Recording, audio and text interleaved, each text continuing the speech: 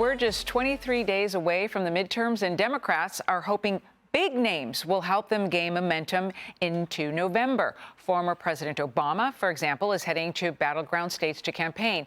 And it's not President Biden or Vice President Harris Democrats reportedly want. They want Transportation Secretary Pete Buttigieg to campaign for them. And looking at New York's governor's race, the Real Clear Politics average shows the race between Governor Hochul and Congressman Zeldin is now a toss-up. It has been more than 15 years since New York has had a Republican governor. Here's Zeldin on Sunday Morning Futures. New Yorkers are leaving this country, this state, more than any other state across the entire country. People want to save the state. They want to save New York City. And they're tired of having to wake up every morning and read all of the headlines of a rising crime in their own neighborhood, places where they used to feel safe and walk the streets comfortably. And now they're calling an Uber just to go a couple blocks. So, Charlie, let's start with the Democrats and the campaign trail. They don't want the sitting president or vice president. They want the transportation secretary? Yeah, that tells you that's a perfect encapsulation in a nutshell. It's no longer about Democrat or Republican or conservative or liberal or anything like that. Democrats obviously have families that they have to feed. Independents have to gas up. And it doesn't matter your skin color, your gender, your religious background, or whatever. This misery affects everybody pretty equally here.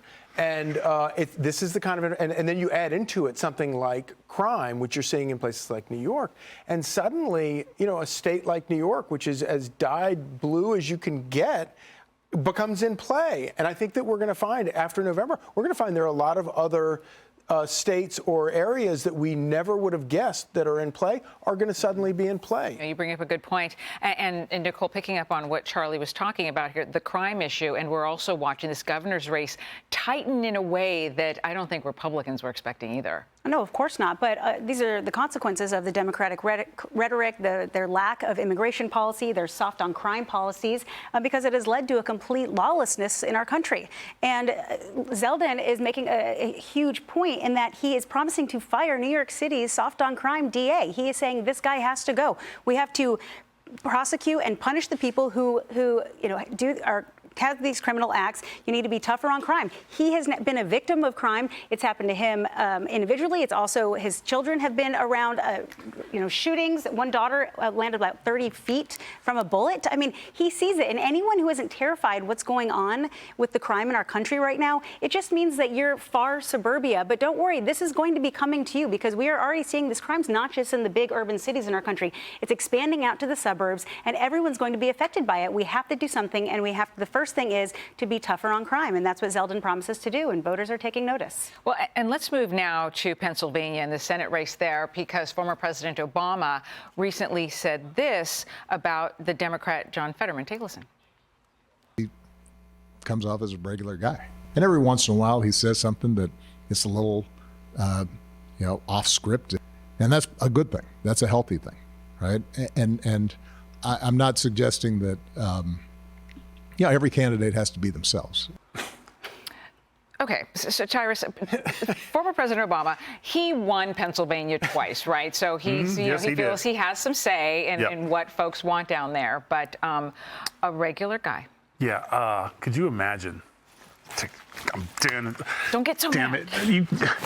The best thing you can say about somebody who's running for office, he's a regular guy. Sometimes he says things off the script. Do we start the slow clap?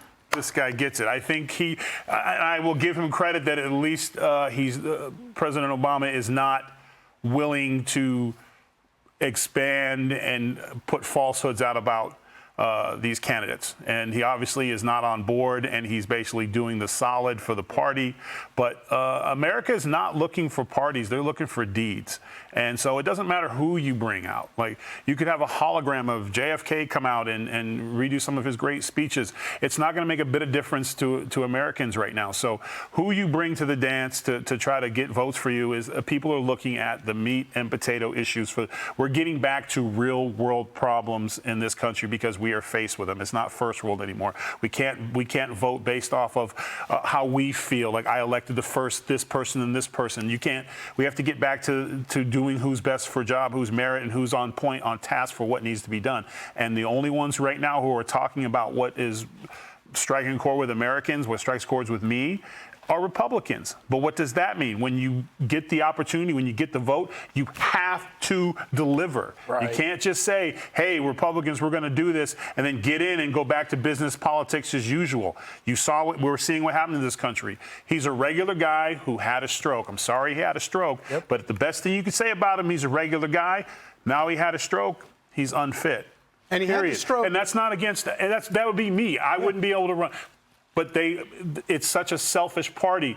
Why not have somebody in his party step up and run for him? And he had the stroke before the Democratic nomination. Yes. And he lied to people at the time. His campaign lied about it. And if they wanted to pick a candidate who had not had this horrible, unfortunate episode occur, then there was time to do that before the Democratic nomination. He could take this time to heal, get himself right, and come back at the next election if it was about the people. But it's about him. And we have a debate in that race coming up this week. We will watch. Hi, everyone. I'm Brian Kilmeade. I want you to do me a favor. I want you to click to subscribe to the Fox News YouTube page. This is the only way that I know for sure that you're not going to miss any great commentary, any great news bites, any great interviews coming your way on Fox. You can get it all here on YouTube. So subscribe right now.